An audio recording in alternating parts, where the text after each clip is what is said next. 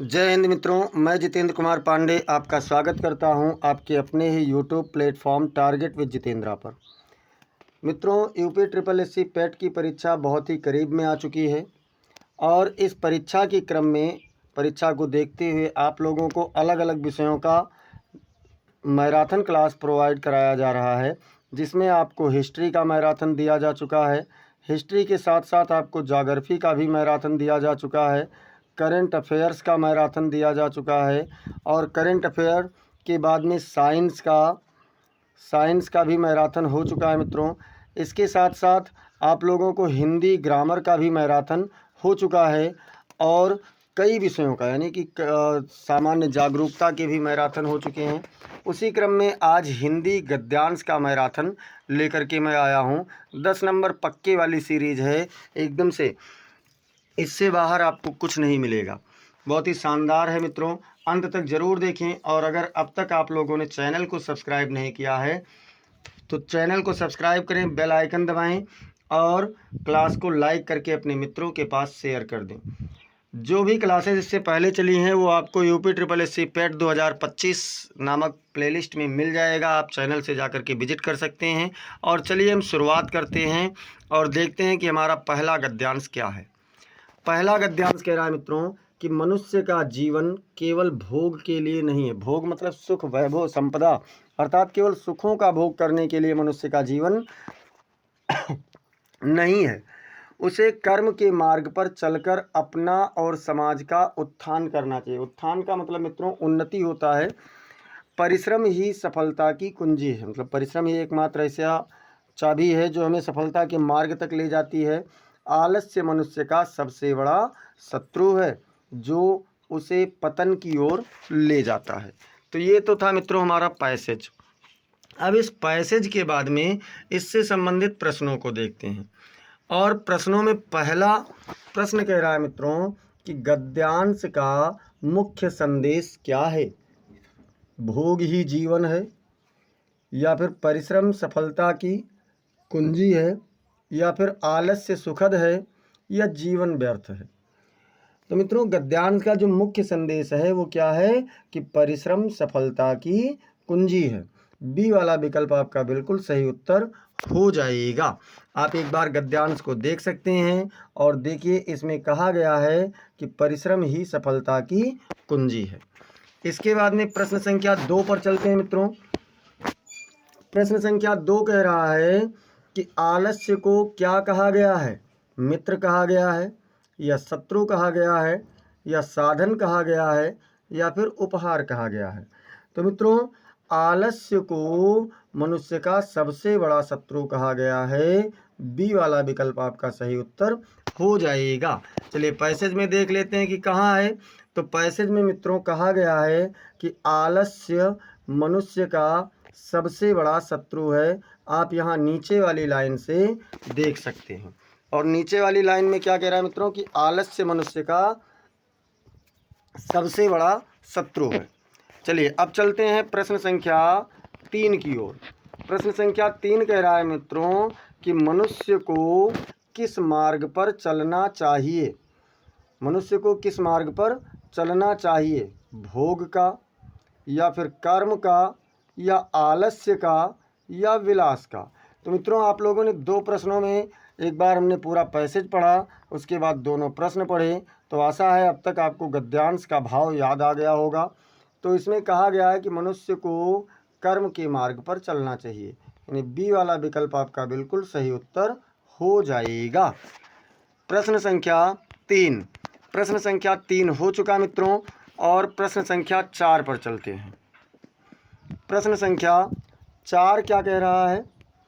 प्रश्न संख्या 4 कह रहा है कि जीवन का उद्देश्य होना चाहिए। जीवन का क्या उद्देश्य होना चाहिए मित्रों। धन अर्जन, या फिर समाज एवं स्वयं का उत्थान, या परिवार पालना, या भोग। तो मित्रों कहा गया है कि जीवन का उद्देश्य समाज एवं स्वयं का उत्थान होना चाहिए। बी वाला विकल्प आपका बिल्कुल सही उत्तर हो जाएगा। प्रश्न संख्या 5 प्रश्न संख्या 5 कह रहा है मित्रों कि परिश्रम की तुलना किससे की गई है? द्वार से, या फिर कुंजी से, या फिर साधन से, या फिर लक्ष्य से।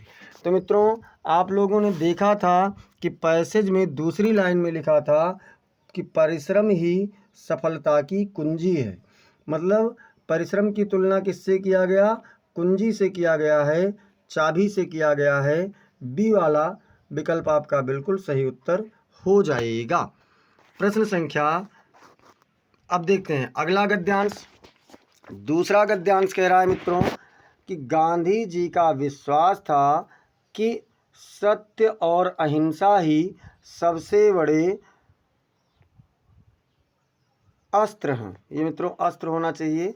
यहाँ पर देखिए कुछ टाइप मतलब फॉन्ट की वजह से मित्रों कुछ दिक्कतें हो गई हैं। ये अस्त्र होना चाहिए, जिसमें ऐसा लिखा जाएगा, छोटा अ सा और त्र, अस्त्र। तो अस्त्र हैं। उन्होंने कभी भी असत्य का सहारा नहीं लिया।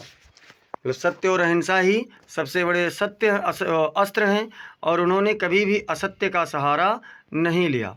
उनके सत्याग्रह आंदोलन ने विश्व के अनेक देशों में स्वतंत्रता आंदोलनों को प्रेरित किया है। अब देखते हैं मित्रों इससे संबंधित प्रश्नों को, और इससे संबंधित प्रश्न यानी कि छठवां प्रश्न क्या कह रहा है मित्रों? तो छठवां प्रश्न कह रहा है कि गांधी जी का सबसे बड़ा अस्त्र था। गांधी जी का सबसे बड़ा अस्त्र क्या था मित्रों? बल था, या फिर धन था, या फिर सत्य और अहिंसा था, या फिर राजनीति थी। तो मित्रों अगर हम बात करें गांधी जी के सबसे बड़े अस्त्र की, तो सत्य और अहिंसा था। सी वाला विकल्प आपका सही उत्तर हो जाएगा। यहाँ देख लीजिए आपको इसमें कहा गया है कि गांधी जी का विश्वास था कि सत्य और अहिंसा ही सबसे बड़े अस्त्र हैं। तो सबसे बड़ा अस्त्र क्या बताया? सत्य और अहिंसा को बताया।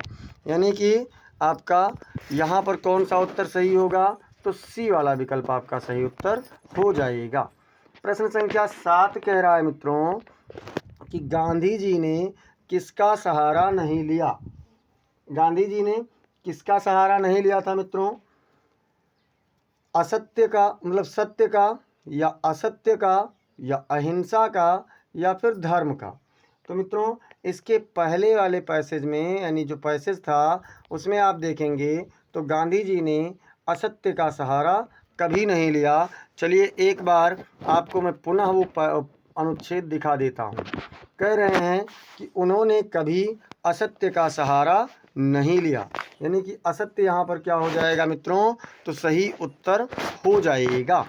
प्रश्न संख्या 8 कह रहा है मित्रों कि सत्याग्रह का अर्थ है। सत्याग्रह का क्या अर्थ होता है? सत्य पर आक्रमण, या फिर सत्य के प्रति आग्रह, या फिर हिंसक आंदोलन, या विद्रोह। तो मित्रों सत्याग्रह सत्य के प्रति आग्रह होगा। बी वाला विकल्प आपका सही उत्तर हो जाएगा। प्रश्न संख्या 9 कह रहा है मित्रों कि उनके आंदोलनों से प्रेरणा कहाँ मिली? केवल भारत में, या केवल यूरोप में, या विश्व के अनेक देशों में, या फिर कहीं भी नहीं। तो कहाँ मिली थी मित्रों प्रेरणा? तो उनके आंदोलनों से विश्व के अनेक देशों में प्रेरणा मिली थी। सी वाला विकल्प आपका सही उत्तर हो जाएगा। देख लीजिए पैसेज आप लोग यानी अनुच्छेद को देखते रहिए ताकि ऐसा ना हो। देखिए यहाँ पर कहा गया है कि उनके सत्याग्रह आंदोलनों से ने विश्व के अनेक देशों में स्वतंत्रता आंदोलनों को प्रेरित किया। मतलब क्या हुआ मित्रों? तो अनेक देशों में स्वतंत्रता आंदोलन प्रेरित हुए हैं। प्रश्न संख्या 10 कह रहा है मित्रों, प्रश्न संख्या 10 कह रहा है कि गांधी जी की क्या विशेषता थी? कौन सी विशेषता थी मित्रों गांधी जी की? असत्य था, या फिर हिंसा था, या सत्य अहिंसा पर आस्था थी, या स्वार्थ था। तो मित्रों गांधी जी झूठ का सहारा लेते ही नहीं थे, हिंसा से बहुत दूर दूर तक उनका कोई रिश्ता नहीं था, और स्वार्थ तो उनके अंदर था ही नहीं। तो क्या था मित्रों, सत्य और अहिंसा पर उनकी आस्था बनी हुई थी। सी वाला विकल्प आपका सही उत्तर हो जाएगा। प्रश्न अब देखिए, अगला गद्यांश कह रहा है मित्रों कि पढ़ाई केवल रोजगार का साधन नहीं है, यह मनुष्य को विचारवान, संवेदनशील और विवेकशील बनाती है। शिक्षा से व्यक्ति में आत्मविश्वास और जिम्मेदारी की भावना उत्पन्न होती है। देखिए मित्रों, जब भी आप अनुच्छेद को हल करें तो पहले तो अनुच्छेद को आप इस तरीके से पढ़ लें कि उसमें कोई दिक्कत ना हो, यानी लगभग उसका भाव आपको याद हो जाए। यहाँ कह रहा है, देखिए कुछ चीज़ें प्रमुख हैं। पढ़ाई रोजगार का साधन नहीं है, मनुष्य को ये क्या क्या बनाता है, तो विचारवान, संवेदनशील और विवेकशील। शिक्षा से क्या होता है, तो शिक्षा से आत्मविश्वास और जिम्मेदारी की भावना उत्पन्न होती है। अब इसके बाद हम लोग यहाँ से हल करते हैं। तो क्या कह रहा है मित्रों कि शिक्षा का असली उद्देश्य है, असली उद्देश्य क्या है मित्रों, धनार्जन है या विवेकशीलता है या सत्ता है या फिर विलास है। तो मित्रों, जो शिक्षा का उद्देश्य है वो क्या है, विवेकशीलता है। बी वाला विकल्प आपका बिल्कुल सही उत्तर हो जाएगा। प्रश्न संख्या 12, प्रश्न संख्या 12 कह रहा है मित्रों कि शिक्षा से क्या विकसित होता है, आलस्य बढ़ता है या महत्वाकांक्षा बढ़ता है या आत्मविश्वास व जिम्मेदारी बढ़ती है या फिर अवसाद बढ़ता है। तो मित्रों, शिक्षा से आत्मविश्वास व जिम्मेदारी बढ़ती है। सी वाला विकल्प आपका सही उत्तर हो जाएगा। प्रश्न संख्या 13, प्रश्न संख्या 13 कह रहा है मित्रों कि शिक्षा केवल किसका साधन नहीं है। तो अभी पहला मतलब पहली लाइन ही है मित्रों कि शिक्षा केवल रोजगार का साधन नहीं है। तो क्या होगा उत्तर, व्यवसाय या रोजगार या फिर राजनीति या फिर व्यापार। क्या होगा मित्रों, तो आपका बी वाला विकल्प जो है यानी कि रोजगार, रोजगार आपका सही उत्तर हो जाएगा। प्रश्न संख्या 13 तक का हो चुका। अब हम लोग चलते हैं प्रश्न संख्या 14 पर। प्रश्न संख्या 14 कह रहा है मित्रों कि शिक्षा से कौन सा गुण बढ़ता है, संवेदनशीलता या असंवेदनशीलता या फिर क्रोध या फिर आलस्य। तो मित्रों, शिक्षा से संवेदनशीलता बढ़ता है और विवेकशीलता बढ़ती है। ए वाला विकल्प आपका सही उत्तर हो जाएगा। प्रश्न संख्या 15, प्रश्न संख्या 15 कह रहा है मित्रों कि गद्यांश का मुख्य भाव है। गद्यांश का कौन सा मुख्य भाव है मित्रों, नौकरी पाना या शिक्षा का महत्व या फिर धन कमाना या फिर यश पाना। तो मित्रों, शिक्षा यानी गद्यांश का मुख्य भाव क्या है, शिक्षा का महत्व। बी वाला विकल्प आपका सही उत्तर हो जाएगा। अब हम लोग चलते हैं मित्रों गद्यांश चौथे पर, और चौथा गद्यांश क्या कह रहा है, चौथा गद्यांश कह रहा है मित्रों कि विपरीत परिस्थितियों में भी आशावादी रहना चाहिए। निराशा व्यक्ति को कमजोर करती है जबकि आशा संघर्ष की शक्ति देती है। आशावाद ही सफलता की पहली सीढ़ी है। क्या कहा मित्रों कि विपरीत परिस्थितियां, मतलब परिस्थिति कितनी भी विपरीत हो जाए लेकिन आशावादी बने रहना चाहिए। और निराशा क्या करती है, तो व्यक्ति को कमजोर कर देती है। आशा क्या करता है, तो संघर्ष की शक्ति देता है। और आशावाद क्या है, सफलता की पहली सीढ़ी। ध्यान रखना, यही सब पूछेगा अभी। चलिए देखते हैं कि इसमें पहला प्रश्न क्या कह रहा है। तो इसमें पहला प्रश्न कह रहा है मित्रों कि कठिन परिस्थितियों में क्या करना चाहिए। क्या कहा कि कठिन परिस्थितियों में क्या करना चाहिए, निराश होना चाहिए या फिर आशावादी रहना चाहिए या हार मान लेना चाहिए या रोना चाहिए। तो मित्रों, अभी हमने कहा कि कठिन परिस्थितियों में भी आशावादी रहना चाहिए, मतलब विपरीत परिस्थितियों में भी आशावादी रहना चाहिए। बी वाला विकल्प आपका सही उत्तर हो जाएगा।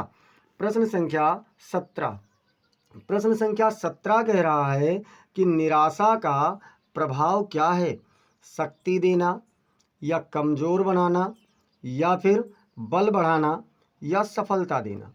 तो मित्रों निराशा क्या करती है, अभी हमने पढ़ा था दूसरी लाइन में कि निराशा व्यक्ति को कमज़ोर कर देती है, अर्थात बी वाला विकल्प आपका सही उत्तर हो जाएगा।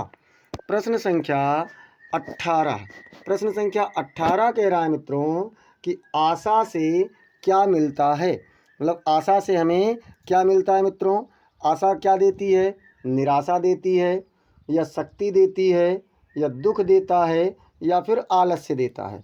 तो मित्रों जो आशा होती है ये हमें संघर्ष से लड़ने की शक्ति देती है, यानी कि बी वाला विकल्प आपका बिल्कुल सही उत्तर हो जाएगा। प्रश्न संख्या 19। प्रश्न संख्या 19 कह रहा है मित्रों कि सफलता की पहली सीढ़ी है। सफलता की पहली सीढ़ी क्या है मित्रों, तो अभी हमने अंतिम लाइन में बताया था, आप लोग वो लाइन याद कीजिए अनुच्छेद का। धन है या फिर आशावाद है या परिश्रम है या फिर मित्र है।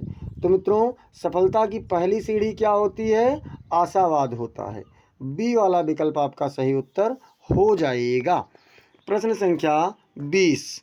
प्रश्न संख्या 20 कह रहा है मित्रों कि गद्यांश का भाव है। गद्यांश का क्या भाव है मित्रों, आलस्य है या सकारात्मक सोच है या दुख है या विलास है। तो मित्रों इस गद्यांश में हम लोगों को क्या बताया गया है, तो इस गद्यांश में हम लोगों को आशावाद के बारे में बताया गया है, अर्थात सकारात्मक सोच की बात की गई है। बी वाला विकल्प आपका बिल्कुल सही उत्तर हो जाएगा। प्रश्न संख्या 20 तक का हो चुका है मित्रों। अब अगला पैसेज कह रहा है, एक अनुच्छेद है, समय का महत्व सबसे अधिक है। सबसे अधिक किसका महत्व है मित्रों, तो समय का महत्व। समय एक बार चला गया तो लौट कर नहीं आता। कौन नहीं आता, बीता हुआ समय। जो व्यक्ति समय का सदुपयोग करता है वही जीवन में आगे बढ़ता है। अब मित्रों प्रश्न संख्या 21 और प्रश्न संख्या 21 से पहले एक बार सभी लोग क्लास को लाइक कर दीजिए और साथ ही साथ मित्रों इसे शेयर भी कर दीजिए। अब ये क्या कह रहा है कि सबसे मूल्यवान क्या है, सबसे अधिक मूल्यवान क्या है मित्रों, धन है या फिर समय है या पद है या मित्र हैं। क्या है मित्रों सबसे मूल्यवान चीज़, तो सबसे मूल्यवान की अगर हम बात करें तो सबसे मूल्यवान समय है, क्योंकि धन अगर चला गया तो लौट कर आ सकता है, पद चला गया तो लौट कर आ सकता है, मित्र भी अगर चले गए तो वह भी लौट कर आ सकते हैं, लेकिन समय चला गया तो ये लौट कर नहीं आता है। बी वाला विकल्प सही उत्तर हो जाएगा। प्रश्न संख्या कह रहा है मित्रों कि समय की सबसे बड़ी विशेषता क्या है। कौन सी विशेषता है मित्रों, वापस नहीं आता या बढ़ता है या फिर ठहरता है या बदलता नहीं। तो मित्रों समय की जो सबसे बड़ी विशेषता है वो ये है कि वापस नहीं आता है। ए वाला विकल्प आपका सही उत्तर हो जाएगा। प्रश्न संख्या 23। प्रश्न संख्या 23 कह रहा है मित्रों कि समय की कद्र ना करने वाला, जो व्यक्ति समय की कद्र नहीं करता है वो कैसा होता है, आगे बढ़ता है या पीछे रह जाता है या सफल होता है या फिर आदरणीय होता है। तो मित्रों समय की कद्र ना करने वाला क्या होता है, पीछे रह जाता है। बी वाला विकल्प आपका सही उत्तर हो जाएगा। प्रश्न संख्या 24। प्रश्न संख्या 24 कह रहा है मित्रों कि समय का क्या करना चाहिए। समय का क्या करना चाहिए मित्रों, अपव्यय करना चाहिए या फिर व्यर्थ गंवाना चाहिए या फिर सदुपयोग करना चाहिए या फिर उपेक्षा करनी चाहिए। क्या करना चाहिए मित्रों, तो समय का सदुपयोग करना चाहिए, यानी कि आपका सी वाला विकल्प बिल्कुल सही उत्तर हो जाएगा। प्रश्न संख्या 25। प्रश्न संख्या 25 कह रहा है मित्रों गद्यांश का भाव है। गद्यांश का भाव क्या है मित्रों, धन का महत्व है या फिर समय का महत्व है या फिर मित्र का महत्व है या फिर सत्ता का महत्व है। तो मित्रों गद्यांश का जो भाव है वो क्या है, समय का महत्व, यानी कि बी वाला विकल्प आपका बिल्कुल सही उत्तर हो जाएगा। प्रश्न संख्या 25 हो चुका। अब देखिए अगला गद्यांश यानी छठवां गद्यांश कह रहा है कि सच्चा मित्र वही है जो सुख दुख में साथ है। भाई सच्चा मित्र कैसा होना चाहिए? तो जो सुख दुख में साथ हो। केवल सुख के समय में अगर आपका साथ हो तो वो आपका सच्चा मित्र नहीं है। स्वार्थी मित्र केवल लाभ के समय आता है, मतलब जो केवल सुख के समय, केवल लाभ के समय आएगा, वो कैसा मित्र होगा मित्रों? तो वो स्वार्थी होगा। संकट में त्याग और सहयोग करने वाला ही सच्चा मित्र है। मतलब सच्चा मित्र कौन है? जो सुख दुख में साथ दे, संकट में त्याग और सहयोग करे। और स्वार्थी क्या करता है? केवल लाभ के समय पर आता है। अब यहाँ पर कह रहे हैं मित्रों कि जो सच्चे मित्र की पहचान है, सच्चे मित्र की पहचान क्या है? धन देना या सुख दुख में साथ देना या हंसाना या फिर खेलना। तो मित्रों जो सच्चा मित्र है उसका सबसे बड़ा पहचान है सुख दुख में साथ देना। बी वाला विकल्प आपका सही उत्तर हो जाएगा। प्रश्न संख्या 27। प्रश्न संख्या 27 कह रहा है मित्रों कि स्वार्थी मित्र कब मिलता है? स्वार्थी मित्र कब मिलता है मित्रों? संकट में मिलता है या लाभ के समय मिलता है या विपत्ति में मिलता है या फिर कभी नहीं मिलता है। तो मित्रों जो स्वार्थी मित्र होता है वह केवल और केवल आपको लाभ के समय में मिलेगा, अर्थात जब आपसे उसका लाभ होगा तभी मिलेगा, अन्यथा नहीं मिलेगा। प्रश्न संख्या 28। प्रश्न संख्या 28 कह रहा है मित्रों कि कठिन समय में सच्चा मित्र क्या करता है? धोखा देता है या उपहास करता है या त्याग और सहयोग करता है या फिर तिरस्कार करता है। कठिन समय में सच्चा मित्र क्या करेगा मित्रों? तो कठिन समय में जो सच्चा मित्र होता है वो आपके लिए त्याग करेगा और आपका सहयोग करेगा। सी वाला विकल्प आपका बिल्कुल सही उत्तर हो जाएगा। प्रश्न संख्या 29। प्रश्न संख्या 29 कह रहा है मित्रों कि असली मित्र कौन होता है? मतलब असली मित्र कौन होता है? लाभ के समय वाला होता है या संकट में साथ देने वाला होता है या आपको धोखा देने वाला होता है या जो आपके साथ खेलता रहता है वो होता है। तो मित्रों असली मित्र जो संकट के साथ में साथ देने वाले लोग होते हैं वही होते हैं। बी वाला विकल्प आपका बिल्कुल सही उत्तर हो जाएगा। प्रश्न संख्या 30। प्रश्न संख्या 30 कह रहा है मित्रों कि गद्यांश का भाव है स्वार्थ है या सच्ची मित्रता है या फिर लालच है या फिर धन है। तो मित्रों गद्यांश का भाव क्या है? सच्ची मित्रता। बी वाला विकल्प आपका बिल्कुल सही उत्तर हो जाएगा। अब देखते हैं मित्रों 7वां गद्यांश क्या कह रहा है कि प्रकृति सबसे बड़ी गुरु है। सबसे बड़ा गुरु कौन है? तो प्रकृति है। वृक्ष निस्वार्थ भाव से फल देते हैं। वृक्ष क्या करते हैं? निस्वार्थ भाव से फल। और नदियां सबको क्या करती हैं? जीवन देती हैं। प्रकृति से धैर्य, सहनशीलता और संतुलन का पाठ मिलता है। प्रकृति से क्या क्या मिलता है? तो धैर्य, सहनशीलता और संतुलन का पाठ मिलता है। अब देखते हैं मित्रों प्रश्न संख्या 31 इससे बड़ा मतलब क्या कह रहा है? प्रश्न संख्या 31 कह रहा है कि सबसे बड़ी गुरु कौन है? भाई सबसे बड़ी गुरु कौन है मित्रों? माता है या प्रकृति है या फिर शिक्षक है या पिताजी हैं। तो मित्रों सबसे बड़ी गुरु प्रकृति है। बी वाला विकल्प आपका बिल्कुल सही उत्तर हो जाएगा। प्रश्न संख्या 32। प्रश्न संख्या 32 क्या कह रहा है मित्रों कि वृक्ष क्या सिखाते हैं? स्वार्थ सिखाते हैं या निस्वार्थ दान सिखाते हैं या क्रोध सिखाते हैं या फिर आलस्य सिखाते हैं। तो मित्रों जो वृक्ष होते हैं वो क्या करते हैं? वृक्ष निस्वार्थ भाव से फल देते हैं, अर्थात निस्वार्थ दान सिखाते हैं। बी वाला विकल्प आपका सही उत्तर हो जाएगा। प्रश्न संख्या 33। प्रश्न संख्या 33 कह रहा है मित्रों कि नदियाँ क्या देती हैं? नदियाँ हमें क्या देती हैं मित्रों?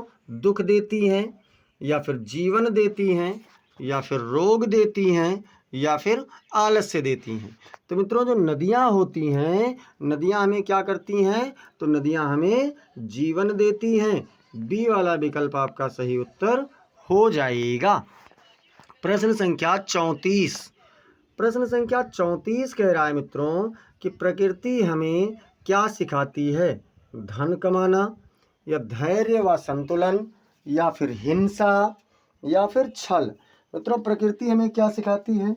तो प्रकृति हमें धैर्य व संतुलन सिखाती है। बी वाला विकल्प बिल्कुल सही उत्तर हो जाएगा। प्रश्न संख्या 34 हो चुका और प्रश्न संख्या 35 देखते हैं। प्रश्न संख्या 35 कह रहा है मित्रों कि गद्यांश का भाव है। गद्यांश का क्या भाव है मित्रों? प्रकृति का महत्व है, या फिर धन का महत्व है, या सत्ता है, या आलस्य है। तो मित्रों गद्यांश का भाव है प्रकृति का महत्व। ए वाला विकल्प आपका सही उत्तर हो जाएगा। गद्यांश 8, गद्यांश नंबर 8 कह रहा है मित्रों कि ईमानदारी सबसे बड़ी पूंजी है। सबसे बड़ी पूंजी क्या है मित्रों? तो ईमानदारी है। धन और पद समाप्त हो सकते हैं, जो धन और पद हैं ये समाप्त हो सकते हैं, पर ईमानदार व्यक्ति की प्रतिष्ठा सदैव बनी रहती है। जो ईमानदार व्यक्ति होगा उसकी प्रतिष्ठा, उसका मान सम्मान हमेशा बना रहेगा। समाज में वही आदर पाता है जो सत्य और ईमानदारी से जीता है। समाज में आदर वही पाएगा जो सत्य और ईमानदारी से जीवन जीता रहेगा। अब इससे संबंधित प्रश्नों को देखते हैं मित्रों। तो इससे संबंधित प्रश्नों को कह रहा है कि सबसे बड़ी पूंजी क्या है? भाई सबसे बड़ी पूंजी क्या होती है? धन होता है, या पद होता है, या ईमानदारी होती है, या फिर यश होता है। तो मित्रों अगर हम लोग सबसे बड़े धन की बात करें, सबसे बड़ी पूंजी की बात करें, तो वो क्या है? ईमानदारी है। पहले ही लाइन में कहा गया है कि ईमानदारी सबसे बड़ी पूंजी है। प्रश्न संख्या 37। प्रश्न संख्या 37 क्या कह रहा है? तो प्रश्न संख्या 37 कह रहा है कि धन और पद क्या होता है? धन और पद अस्थाई होता है, या समाप्त हो जाता है, या फिर अमर हो जाता है, या फिर बढ़ता जाता है। तो क्या होता है मित्रों? धन और पद क्या होता है? धन और पद जो हैं ये समाप्त हो जाते हैं, यानी बी वाला विकल्प आपका बिल्कुल सही उत्तर हो जाएगा। प्रश्न संख्या 38। प्रश्न संख्या 38 कह रहा है मित्रों कि ईमानदार व्यक्ति की क्या बनी रहती है? भाई ईमानदार व्यक्ति की कौन सी ऐसी चीज़ है जो बनी रहती है? प्रतिष्ठा, या फिर धन, या फिर सत्ता, या फिर लालच। क्या बना रहता है मित्रों? तो जो ईमानदार व्यक्ति होता है उसकी प्रतिष्ठा अर्थात सम्मान हमेशा बना रहता है। ए वाला विकल्प आपका बिल्कुल सही उत्तर हो जाएगा। प्रश्न संख्या 39। प्रश्न संख्या 39 कह रहा है मित्रों कि समाज में आदर किसे मिलता है? समाज में आदर कौन पाता है? छल करने वाले, या असत्यवादी, या फिर ईमानदार, या फिर आलसी। तो मित्रों समाज में आदर हमेशा ईमानदार व्यक्ति पाता है। सी वाला विकल्प आपका सही उत्तर हो जाएगा। प्रश्न संख्या 40। प्रश्न संख्या 40 कह रहा है मित्रों कि गद्यांश का भाव है। गद्यांश का भाव क्या है? धन का महत्व, या फिर ईमानदारी का महत्व, या फिर सत्ता, या फिर पद। क्या होता है मित्रों? तो अगर हम बात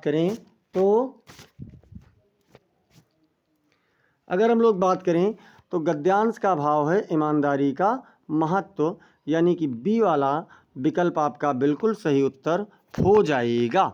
प्रश्न संख्या 40 तक हो चुका। एक बार सभी लोग क्लास को लाइक कर दीजिए और साथ ही साथ क्लास को शेयर भी करते रहिए। लाइक और शेयर नहीं रुकना चाहिए मित्रों, क्योंकि आपका लाइक और शेयर ही क्या करता है?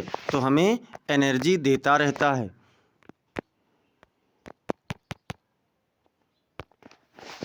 प्रश्न संख्या 40 के बाद में अब हम लोग देखेंगे 9वां गद्यांश। 9वां गद्यांश कह रहा है मित्रों कि भारत विविधताओं का देश है। भारत कैसा देश है मित्रों? तो भारत विविधताओं का देश है। यहाँ विभिन्न धर्म, भाषाएं और संस्कृतियां एक साथ निवास करती हैं। क्या क्या चीज़ें? तो विभिन्न धर्म, भाषाएं और संस्कृतियां। यही विविधता भारत की सबसे बड़ी विशेषता है और इसे विश्व में अद्वितीय बनाती है। अद्वितीय मतलब जिसके समान कोई दूसरा ना हो। प्रश्न संख्या 41 कह रहा है मित्रों कि भारत किसका देश है? भाई भारत किसका देश है? एक रूपता का, या विविधताओं का, या हिंसा का, या फिर युद्ध का? तो मित्रों जो भारत है, भारत कैसा है? तो भारत विविधताओं का देश है। बी वाला विकल्प आपका सही उत्तर हो जाएगा। प्रश्न संख्या 42। प्रश्न संख्या 42 कह रहा है मित्रों कि भारत की सबसे बड़ी विशेषता क्या है? भारत की सबसे बड़ी विशेषता क्या है मित्रों? धन है, या सांस्कृतिक विविधता है, या फिर सेना है, या राजनीति है? तो मित्रों अगर भारत की सबसे बड़ी विशेषता की बात की जाए तो वो है सांस्कृतिक विविधता। बी वाला विकल्प आपका सही उत्तर हो जाएगा। प्रश्न संख्या 43। प्रश्न संख्या 43 कह रहा है कि यहाँ एक साथ क्या निवास करते हैं? केवल हिंदू, या धर्म, भाषाएं और संस्कृतियाँ, या फिर केवल मुसलमान, या फिर केवल अंग्रेज? तो मित्रों अगर हम बात करें कि भारत में एक साथ, तो अभी हमने बताया है कि विभिन्न धर्म, भाषाएं और संस्कृतियां क्या करती हैं? निवास करती हैं। बी वाला विकल्प आपका सही उत्तर हो जाएगा। प्रश्न संख्या 44। प्रश्न संख्या 44 कह रहा है मित्रों कि भारत को विश्व में अद्वितीय बनाने वाली चीज़ क्या है? अद्वितीय मतलब जिसके समान कोई दूसरा ना हो, वह कौन सी चीज़ है? तो मित्रों क्या है? भूगोल है, या विविधता है, या राजनीति है, या फिर इतिहास है? तो मित्रों जो भारत की विविधता है यही इसे संसार में अद्वितीय बनाती है, अर्थात इसके समान कोई दूसरा देश नहीं है। तो बी वाला विकल्प आपका सही उत्तर हो जाएगा। प्रश्न संख्या 45। प्रश्न संख्या 45 कह रहा है मित्रों कि गद्यांश का मुख्य भाव है भारत की गरीबी, या भारत की विविधता, या फिर भारत की राजनीति, या भारत का इतिहास? तो मित्रों अगर हम बात करें कि गद्यांश का मुख्य भाव, तो गद्यांश का मुख्य भाव है भारत की विविधता। बी वाला विकल्प आपका सही उत्तर हो जाएगा। गद्यांश नंबर 10 और 10वां गद्यांश कह रहा है मित्रों कि जल ही जीवन है। भैया जीवन क्या है? तो जीवन जल है। और क्या बताया कि बिना जल के ना तो मानव जीवन संभव है और ना ही प्रकृति का संतुलन। मतलब जल के बिना अगर बात करें तो जल के बिना ना मनुष्य का जीवन संभव है और ना ही प्रकृति का संतुलन पृथ्वी पर रह सकता है। जल का संरक्षण आज की सबसे बड़ी आवश्यकता है। भाई आज की बात करें तो आज की सबसे बड़ी आवश्यकता क्या है? तो जल का संरक्षण है, क्योंकि जल ही सभी प्राणियों के अस्तित्व की नींव है। अब हम लोग बात करेंगे प्रश्न संख्या 46 की। 46 नंबर कह रहा है कि सबसे आवश्यक तत्व क्या है? सबसे आवश्यक तत्व क्या है मित्रों? वायु है, या जल है, या फिर अग्नि है, या पृथ्वी है? तो मित्रों सबसे आवश्यक तत्व जो है वो जल है, क्योंकि जल के बिना जीवन ही संभव नहीं है। तो बी वाला विकल्प आपका सही उत्तर हो जाएगा। प्रश्न संख्या 47। प्रश्न संख्या 47 कह रहा है मित्रों कि जल का अभाव किसे प्रभावित करता है? केवल मनुष्य को, या केवल पशु को, या फिर संपूर्ण जीवन को, या केवल वनस्पति को? तो मित्रों मनुष्य को भी जल का आवश्यकता है, पशुओं को भी जल की आवश्यकता है और वनस्पतियों को भी जल की आवश्यकता है।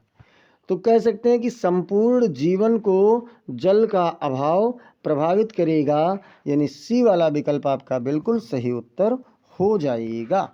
प्रश्न संख्या 49। प्रश्न संख्या 49 कह रहा है मित्रों कि जल किसके लिए जरूरी है? भाई जल क्यों जरूरी है?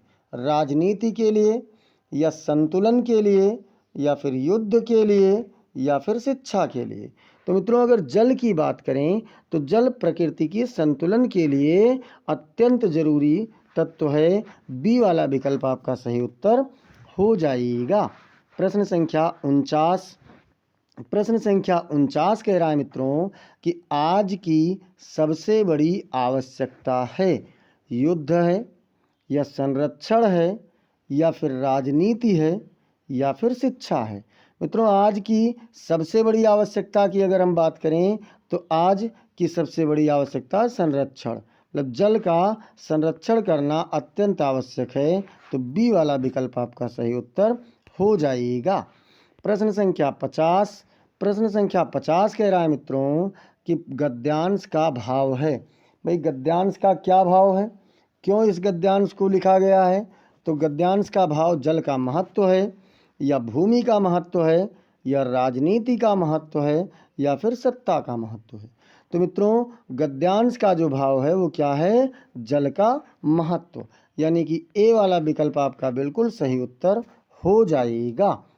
प्रश्न संख्या 50 हो चुका, 10 गद्यांश हो चुके। एक बार सभी लोग जोरदार तरीके से क्लास को लाइक और शेयर कर दीजिए और हम चलते हैं प्रश्न संख्या गद्यांश 11 और प्रश्न संख्या 51 की ओर। गद्यांश 11 कह रहा है मित्रों कि देश की प्रगति तभी संभव है जब नागरिक कर्तव्यनिष्ठ और अनुशासित हो। देश की प्रगति कब होगी? जब नागरिक कर्तव्यनिष्ठ होंगे और अनुशासित होंगे। केवल सरकार की योजनाएं काफ़ी नहीं हैं। भाई सरकार कितनी भी अच्छी योजना चलाए, लेकिन अगर नागरिक नहीं सही हैं तो फिर नहीं हो सकता। जब तक जनता स्वयं जागरूक ना हो, मतलब अगर जनता जागरूक नहीं है, स्वयं जागरूक नहीं है, तो फिर सरकार की योजनाओं का कोई महत्व नहीं। राष्ट्र निर्माण में हर व्यक्ति की भूमिका महत्वपूर्ण होती है। भाई राष्ट्र के निर्माण के लिए हर व्यक्ति की भूमिका कैसी होती है? महत्वपूर्ण होती है। अब देखिए मित्रों प्रश्न संख्या 51 कह रहा है कि देश की प्रगति किस पर निर्भर करती है? नेता पर या नागरिकों की कर्तव्य निष्ठा पर या फिर सेना पर या फिर पुलिस पर। तो मित्रों देश की प्रगति जो है ये नागरिकों की कर्तव्य निष्ठा पर निर्भर करती है। बी वाला विकल्प आपका बिल्कुल सही उत्तर हो जाएगा। प्रश्न संख्या 52। प्रश्न संख्या 52 कह रहा है मित्रों कि केवल सरकार की योजनाएं कब तक बेकार हैं? जब तक जनता सहयोग करे या जब तक जनता जागरूक ना हो या फिर जब तक धन ना हो या जब तक नेता ईमानदार ना हो। कब तक है मित्रों? तो जब तक जनता नहीं जागरूक होगी तब तक सरकार की योजनाएं बेकार हैं, यानी बी वाला विकल्प आपका सही उत्तर हो जाएगा। प्रश्न संख्या 53। प्रश्न संख्या 53 कह रहा है मित्रों कि राष्ट्र निर्माण में किसकी भूमिका है? केवल नेताओं की या केवल सैनिकों की या हर व्यक्ति की या केवल सरकार की? तो मित्रों राष्ट्र निर्माण में हर व्यक्ति की भूमिका है। भाई अगर हर व्यक्ति जागरूक नहीं होगा, हर व्यक्ति अपनी जिम्मेदारियों को, कर्तव्यों को नहीं समझेगा, तो फिर कैसे काम हो पाएगा? प्रश्न संख्या 54। प्रश्न संख्या 54 कह रहा है मित्रों कि अनुशासन किसके लिए आवश्यक है?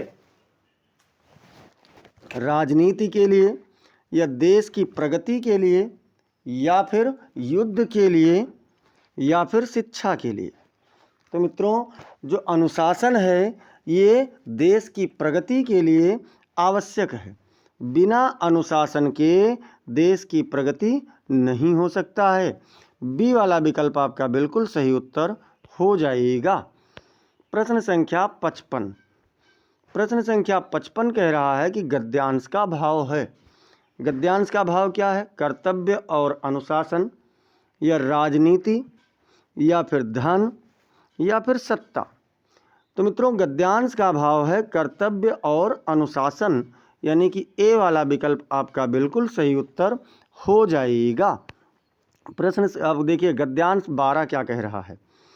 गद्यांश 12 कह रहा है मित्रों कि कला मनुष्य की संवेदनाओं की भाषा है। भैया कला कोई भाषा तो है नहीं, लेकिन लेखक कह रहा है कि मनुष्य की संवेदना की भाषा है। यह हमें क्या क्या करती है? सुंदरता, प्रेम और मानवता का अनुभव कराती है। जो समाज कला का सम्मान करता है वही वास्तव में सभ्य कहलाता है। कला का सम्मान नहीं है तो असभ्यता है। चलिए, कह रहा है कि कला किसकी भाषा है? भैया कला कैसी भाषा है, किसकी भाषा है? राजनीति की है, या संवेदनाओं की है, या फिर धन की है, या युद्ध की है? तो मित्रों, जो कला है, कला संवेदनाओं की भाषा है। बी वाला विकल्प आपका बिल्कुल सही उत्तर हो जाएगा। प्रश्न संख्या 57। प्रश्न संख्या 57 कह रहा है मित्रों कि कला हमें किसका अनुभव कराती है?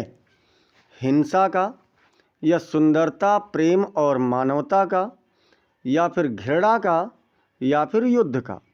मित्रों, कला हमें किसका अनुभव कराती है? तो कला जो है ये हमें सुंदरता, प्रेम और मानवता का अनुभव कराती है। बी वाला विकल्प आपका सही उत्तर हो जाएगा। प्रश्न संख्या 58। प्रश्न संख्या 58 कह रहा है मित्रों कि किस समाज को सभ्य कहा गया है?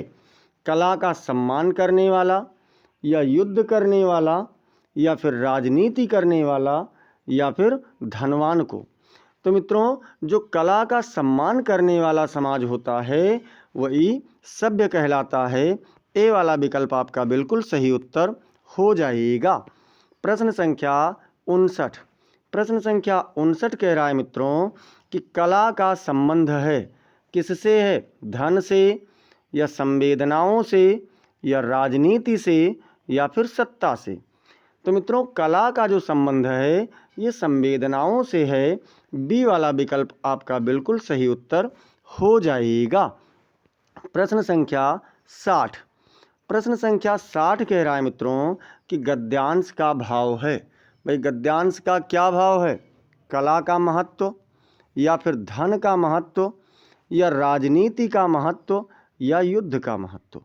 तो मित्रों, जो गद्यांश है इसमें इसका भाव क्या होगा? कला का महत्व। यानी ए वाला विकल्प आपका बिल्कुल सही उत्तर हो जाएगा। प्रश्न संख्या 60 तक हो चुका है मित्रों। एक बार सभी लोग जोरदार तरीके से क्लास को लाइक कर दीजिए और शेयर कर दीजिए। सारे लोगों को, सारे मित्रों को जोड़ लीजिए। देखते हैं प्रश्न संख्या, मतलब गद्यांश 13 पढ़ते हैं। पर्यावरण प्रदूषण आज की सबसे बड़ी समस्या है। जो पर्यावरण का प्रदूषण है मित्रों, ये आज की सबसे बड़ी समस्या है। वनों की कटाई, धुआं और रासायनिक कचरे ने प्रकृति का संतुलन बिगाड़ दिया है। यदि समय रहते उपाय ना किए गए तो जीवन संकट में पड़ जाएगा। भाई, अगर समय रहते हुए उपाय नहीं हुआ तो जीवन संकट में पड़ जाएगा। अब चलते हैं, देखते हैं इसका प्रश्न क्या कह रहा है। प्रश्न पूछ रहा है कि आज की सबसे बड़ी समस्या है। सबसे बड़ी समस्या क्या है मित्रों? राजनीति है, या पर्यावरण प्रदूषण है, या फिर युद्ध है, या फिर धन है? तो मित्रों, जो आज की सबसे बड़ी समस्या है वो क्या है? पर्यावरण प्रदूषण है। बी वाला विकल्प आपका सही उत्तर हो जाएगा। प्रश्न संख्या 62। प्रश्न संख्या 62 कह रहा है मित्रों, प्रश्न संख्या 62 कह रहा है कि वनों की कटाई और धुआं किसे बिगाड़ते हैं? भाई, जो वनों की कटाई है और धुआं है, क्या ये समाज को बिगाड़ते हैं, या फिर प्रकृति का संतुलन बिगाड़ते हैं, या फिर राजनीति को बिगाड़ते हैं, या सत्ता को बिगाड़ते हैं? तो मित्रों, वनों की कटाई और धुआं प्रकृति का संतुलन बिगाड़ते हैं। बी वाला विकल्प आपका सही उत्तर हो जाएगा। प्रश्न संख्या 63। प्रश्न संख्या 63 क्या कह रहा है मित्रों? प्रश्न संख्या 63 कह रहा है, प्रश्न संख्या 63 कह रहा है, देखिए कुछ आज मित्रों हमारा जो सिस्टम है ये कुछ डिस्टर्ब कर रहा है थोड़ा सा, कभी कभी इसका टच पैनल नहीं काम करता है, तो इसके लिए परेशान मत होना, थोड़ा इसीलिए स्लो हो रहा है क्लास। 63 नंबर कह रहा है कि प्रदूषण का सबसे बड़ा कारण है रासायनिक कचरा, या फिर शिक्षा, या फिर युद्ध, या फिर राजनीति। प्रदूषण का सबसे बड़ा कारण क्या है मित्रों? तो सब अगर देखिए, शिक्षा तो है नहीं, राजनीति भी नहीं, युद्ध में थोड़ा बहुत होता है लेकिन सबसे बड़ा नहीं। रासायनिक कचरा जो है मित्रों, ये सबसे बड़ा कारण है। तो ए वाला विकल्प आपका बिल्कुल सही उत्तर हो जाएगा। प्रश्न संख्या 64। प्रश्न संख्या 64 कहता है कि उपाय समय रहते ना किए गए तो क्या होगा? अगर मान लीजिए प्रदूषण से निपटने का उपाय समय रहते नहीं हुआ तो गरीबी बढ़ेगी, या फिर जीवन संकट में पड़ेगा, या सत्ता खो जाएगी, या शिक्षा नष्ट होगी। तो मित्रों, अगर उपाय को समय रहते नहीं किया गया तो जीवन संकट में पड़ जाएगा। बी वाला विकल्प आपका सही उत्तर हो जाएगा। प्रश्न संख्या 65 कह रहा है मित्रों कि गद्यांश का भाव है। गद्यांश का क्या भाव है? पर्यावरण संरक्षण, या राजनीति, या युद्ध, या फिर सत्ता। तो मित्रों, गद्यांश का सबसे भाव जो है वो क्या है? पर्यावरण संरक्षण है। ए वाला विकल्प आपका सही उत्तर हो जाएगा। प्रश्न संख्या 14 यानी गद्यांश 14 कह रहा है कि स्वास्थ्य ही सबसे बड़ा धन है। भाई सबसे बड़ा धन क्या है? तो सबसे बड़ा धन स्वास्थ्य है। बीमार व्यक्ति के लिए सुख और संपत्ति का कोई महत्व नहीं होता। भाई जब कोई व्यक्ति बीमार है तो उसके लिए क्या सुख और क्या संपत्ति, धन वैभव का कोई मतलब है? तो नहीं है। स्वस्थ रहकर ही मनुष्य अपने लक्ष्यों को प्राप्त कर सकता है। भाई मनुष्य कब अपने लक्ष्य को प्राप्त कर सकता है? तो जब वह स्वस्थ होगा। चलिए प्रश्न को देखते हैं मित्रों। प्रश्न कह रहा है कि सबसे बड़ा धन है क्या है? सोना, या स्वास्थ्य, या भूमि, या सत्ता। तो मित्रों सबसे बड़ा धन क्या है? स्वास्थ्य है। तो बी वाला विकल्प आपका बिल्कुल सही उत्तर हो जाएगा। प्रश्न संख्या 67। प्रश्न संख्या 67 कह रहा है मित्रों कि बीमार व्यक्ति के लिए क्या महत्वहीन है? भाई बेकार क्या है उसके लिए? दुख बेकार है? तो दुख तो दुखी तो है ही। सुख और संपत्ति बेकार है, या फिर भोजन बेकार है, या शिक्षा बेकार है। तो मित्रों अगर कोई व्यक्ति बीमार है तो उसके लिए सुख भी बेकार है और संपत्ति भी बेकार है, क्योंकि वो उसका आनंद नहीं ले पाएगा। तो बी वाला विकल्प आपका बिल्कुल सही उत्तर हो जाएगा।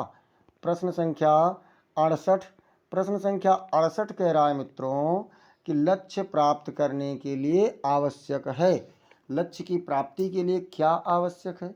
युद्ध आवश्यक है, या फिर स्वास्थ्य आवश्यक है, या राजनीति आवश्यक है, या संपत्ति आवश्यक है। तो मित्रों लक्ष्य की प्राप्ति के लिए सबसे बड़ा आवश्यक है स्वास्थ्य। जब आपका स्वास्थ्य सही होगा तभी आप अपना लक्ष्य प्राप्त कर पाएंगे। बी वाला विकल्प आपका सही उत्तर हो जाएगा। प्रश्न संख्या 69। प्रश्न संख्या 69 कह रहा है मित्रों कि स्वस्थ रहने से क्या संभव है? राजनीति संभव है, या लक्ष्य की प्राप्ति संभव है, या फिर युद्ध संभव है, या अपराध संभव है। तो मित्रों जब स्वस्थ रहेंगे, हालांकि इसमें सब कुछ हो सकता है, लेकिन आपका लक्ष्य क्या है? उस लक्ष्य को आप प्राप्त करने में संभव होंगे जब आपका स्वास्थ्य सही होगा। बी वाला विकल्प आपका सही उत्तर हो जाएगा। प्रश्न संख्या 70 और 70 नंबर कह रहा है मित्रों कि गद्यांश का भाव है क्या है?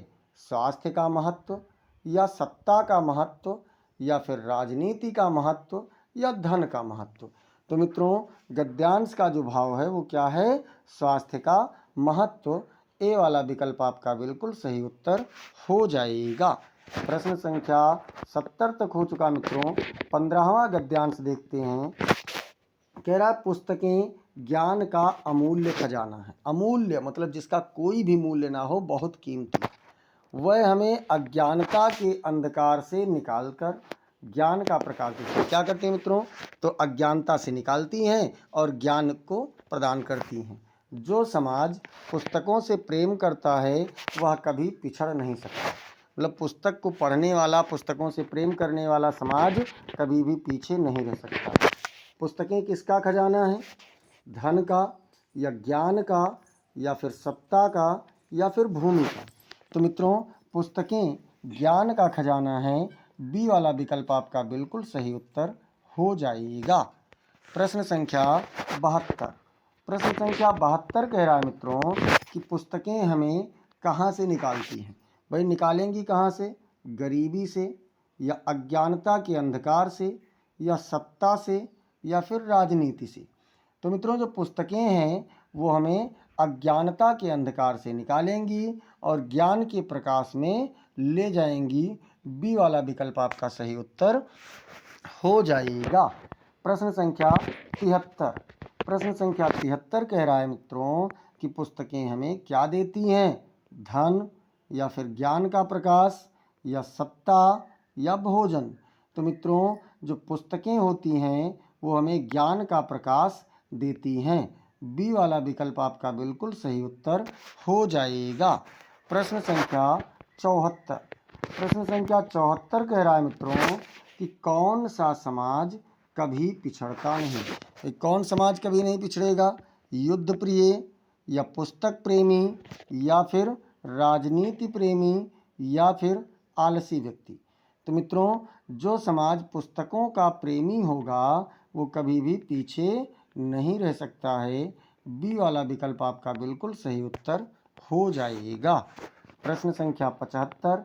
प्रश्न संख्या 75 कह रहा है मित्रों कि गद्यांश का भाव है। भाई गद्यांश का क्या भाव है? पुस्तकों का महत्व है, या सत्ता का महत्व है, या राजनीति का महत्व है, या युद्ध का महत्व है। तो मित्रों इस गद्यांश का भाव क्या है? पुस्तकों का महत्व। ए वाला विकल्प आपका बिल्कुल सही उत्तर हो जाएगा।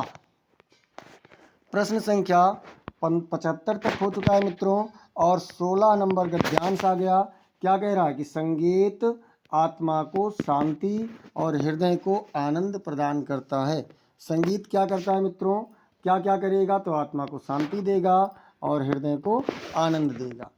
यह मनुष्य के भीतर संवेदनाओं को जागृत करता है। अच्छा क्या जगाएगा? तो संवेदनाओं को।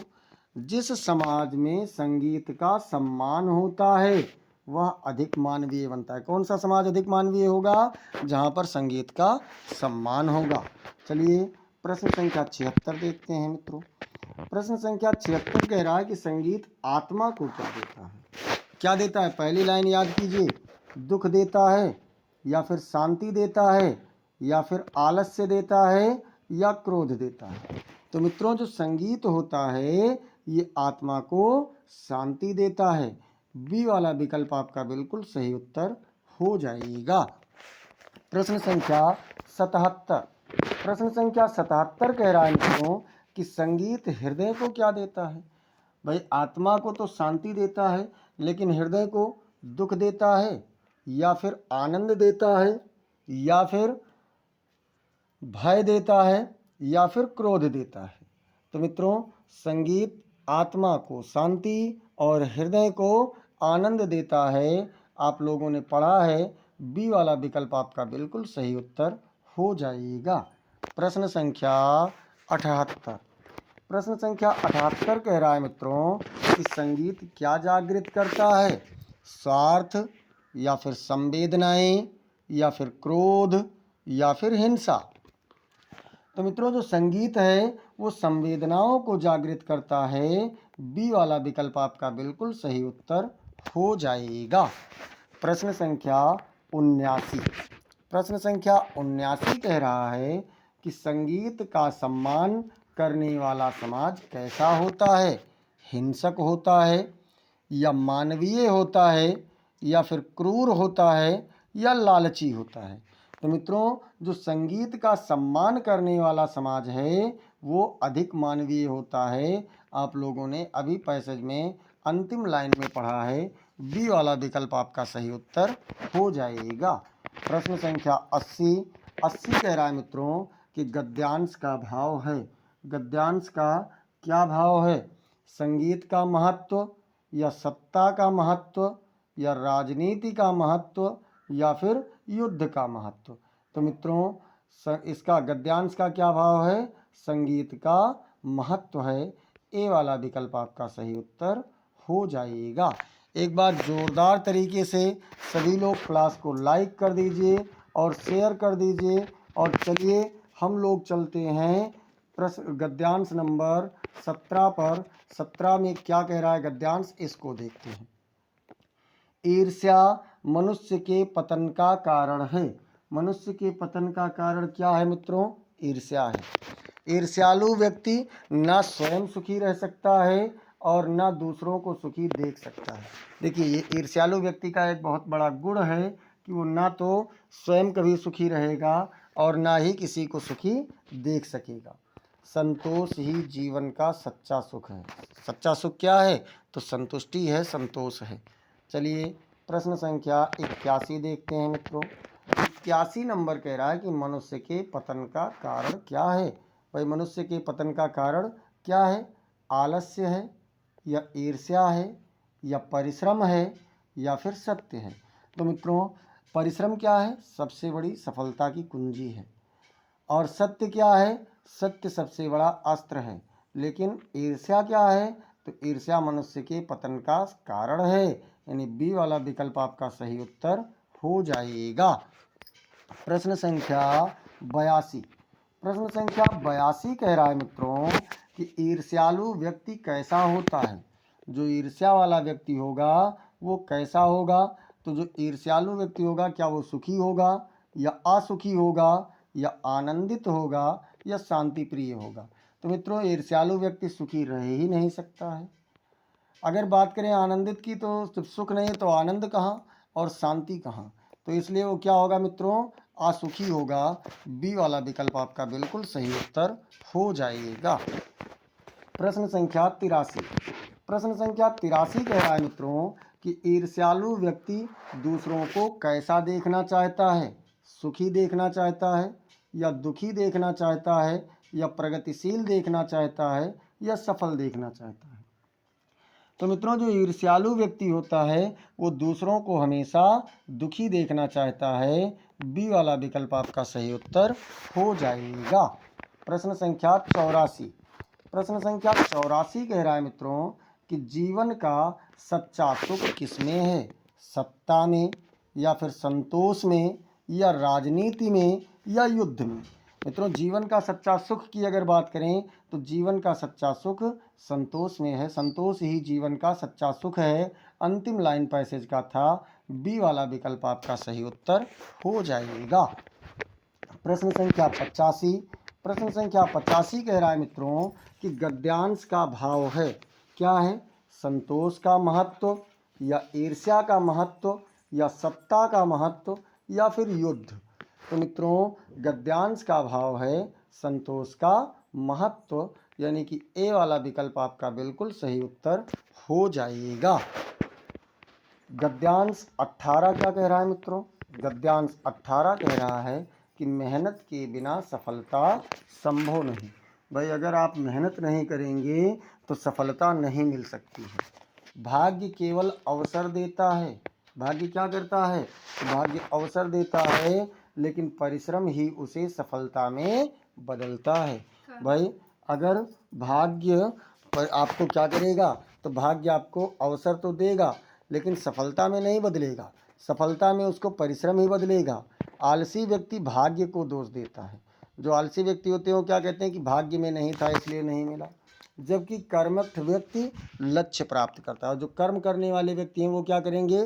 तो लक्ष्य पाते हैं। चलिए प्रश्न संख्या 86 क्या कह रहा है? प्रश्न संख्या 86 कह रहा है मित्रों कि सफलता किससे मिलती है? कैसे मिलेगी सफलता? भाग्य से, या फिर मेहनत से, या फिर राजनीति से, या सत्ता से?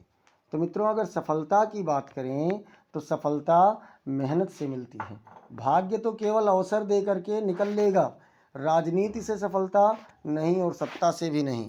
तो आपका बी वाला विकल्प मित्रों बिल्कुल सही उत्तर हो जाएगा। प्रश्न संख्या 87। प्रश्न संख्या 87 कह रहा है मित्रों कि भाग्य क्या देता है? भाई, बात आ रही है कि भाग्य आपको क्या देता है? सफलता देगा, या अवसर देगा, या फिर संपत्ति देगा, या फिर दुख देगा? तो मित्रों, जो भाग्य होता है ये केवल और केवल अवसर देगा, आपको सफलता मेहनत ही देगी। तो बी वाला विकल्प आपका सही उत्तर हो जाएगा। प्रश्न संख्या 88 नंबर कह रहा है मित्रों कि आलसी व्यक्ति किसे दोष देता है, भाग्य को या परिश्रम को या दूसरों को या फिर समाज को।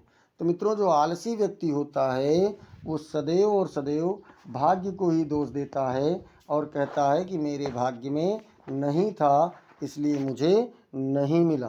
प्रश्न संख्या 89 कह रहा है कि लक्ष्य को कौन प्राप्त करता है, आलसी व्यक्ति या फिर कर्मठ व्यक्ति या ईर्ष्यालु व्यक्ति या असफल व्यक्ति।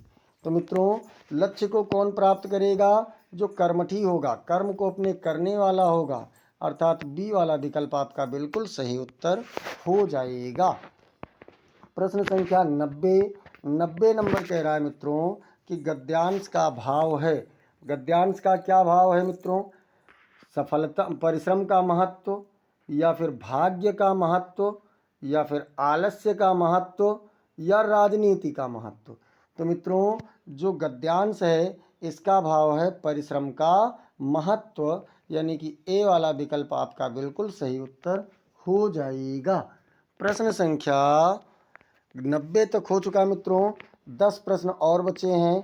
गद्यांश नंबर 19 क्या कह रहा है, ईश्वर उन्हीं की मदद करता है जो अपनी मदद स्वयं करते हैं। भाई ईश्वर किसकी मदद करता है, जो अपनी मदद स्वयं करते हैं। आलसी और पराश्रित व्यक्ति, आलसी और पराश्रित व्यक्ति कभी प्रगति नहीं कर सकता। पराश्रित मतलब जो दूसरों पर निर्भर हो, ऐसे व्यक्ति कभी भी प्रगति नहीं कर सकते हैं। आत्मनिर्भरता ही सफलता का पहला कदम है। आत्मनिर्भरता मित्रों क्या है, तो ये सफलता का पहला कदम है। अब हम लोग देखते हैं कि क्या कह रहा है प्रश्न संख्या 91।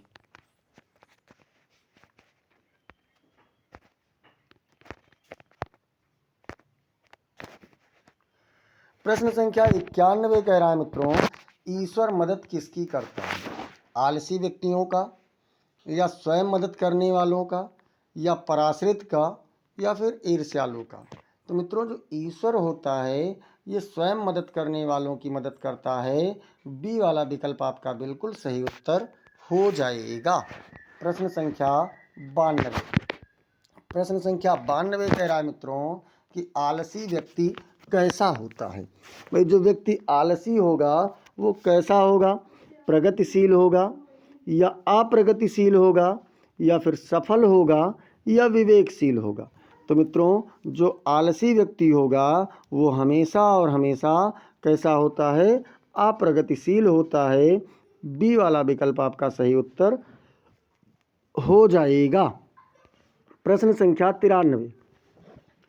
प्रश्न संख्या 93 कह रहा है कि आत्मनिर्भरता किसका पहला कदम है। आत्मनिर्भरता किसका पहला कदम है मित्रों, सफलता का या असफलता का या फिर गरीबी का या राजनीति का। तो मित्रों आत्मनिर्भरता जो है ये सफलता का पहला कदम है। भाई जब आप आत्मनिर्भर होंगे तभी आप सफल हो पाएंगे। बी वाला विकल्प आपका बिल्कुल सही उत्तर हो जाएगा। प्रश्न संख्या 94। प्रश्न संख्या 94 कह रहा है मित्रों कि पराश्रित व्यक्ति कभी कभी क्या नहीं करता है,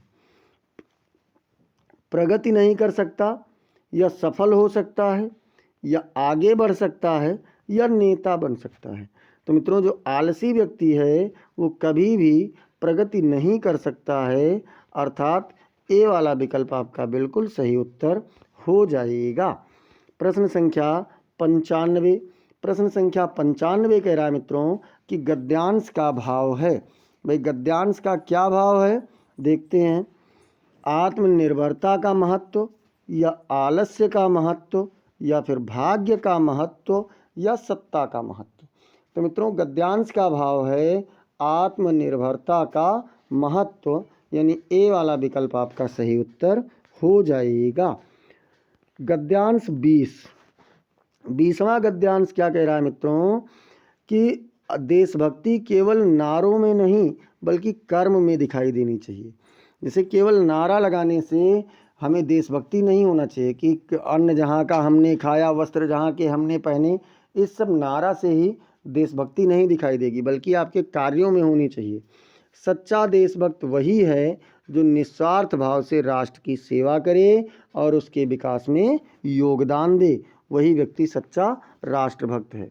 अब देखो, लेखक पूछ रहा है कि देशभक्ति किस में दिखाई देनी चाहिए। भाई देशभक्ति किस चीज़ में होनी चाहिए, नारों में या कर्म में या भाषणों में या फिर राजनीति में। तो मित्रों देशभक्ति कर्म में भी दिखाई देना चाहिए। बी वाला विकल्प आपका सही उत्तर हो जाएगा। प्रश्न संख्या 97। प्रश्न संख्या 97 कह रहा है मित्रों कि सच्चा देशभक्त कौन है, नारा देने वाला या निस्वार्थ सेवा करने वाला या राजनीति करने वाला या फिर सत्ता पाने वाला। तो मित्रों सच्चा देशभक्त निस्वार्थ सेवा करने वाला होता है, यानी कि बी वाला विकल्प आपका सही उत्तर हो जाएगा। प्रश्न संख्या 98। प्रश्न संख्या 98 कह रहा है मित्रों कि राष्ट्र की सेवा कैसे करनी चाहिए। भाई राष्ट्र की सेवा कैसी होनी चाहिए, स्वार्थ से या फिर निस्वार्थ भाव से या आलस्य से या बाधा डाल करके। तो मित्रों राष्ट्र की सेवा निस्वार्थ भाव से होनी चाहिए। बी वाला विकल्प आपका बिल्कुल सही उत्तर हो जाएगा। प्रश्न संख्या 99। प्रश्न संख्या 99 कह रहा है मित्रों कि देशभक्ति का वास्तविक रूप क्या है। देशभक्ति का वास्तविक रूप नारे हैं या राष्ट्र की सेवा है या राजनीति है या फिर सत्ता है। तो मित्रों देशभक्ति का वास्तविक रूप है राष्ट्र की सेवा करना, यानी बी वाला विकल्प आपका सही उत्तर हो जाएगा। प्रश्न संख्या 100। प्रश्न संख्या 100 कह रहा है मित्रों कि गद्यांश का भाव है। गद्यांश का क्या भाव है, सच्ची देशभक्ति या सत्ता या फिर राजनीति या आलस्य रहित। तो मित्रों गद्यांश का भाव है सच्ची देशभक्ति। क्या है, सच्ची देशभक्ति, यानी ए वाला विकल्प आपका बिल्कुल सही उत्तर हो जाएगा। इस प्रकार से मित्रों हम लोगों ने आज गद्यांश का मैराथन देखा और उससे संबंधित 100 प्रश्नों की सीरीज को देखा। तो चलिए, अगर आप लोगों ने अब तक क्लास को सब्सक्राइब नहीं किया है तो क्लास को सब्सक्राइब, चैनल को सब्सक्राइब कीजिए, बेल आइकन दबा दीजिए, क्लास को आप लोग लाइक कर दीजिए और इसे अपने मित्रों के पास शेयर कीजिए और साथ ही साथ कमेंट सेक्शन में बताना ना भूलें कि क्लास आपको कैसी लगी, और क्लास के साथ साथ अगर कोई सुझाव है तो उसे भी कमेंट सेक्शन में बताएं। मिलते हैं फिर अगली क्लास में, तब तक के लिए जय हिंद, जय भारत।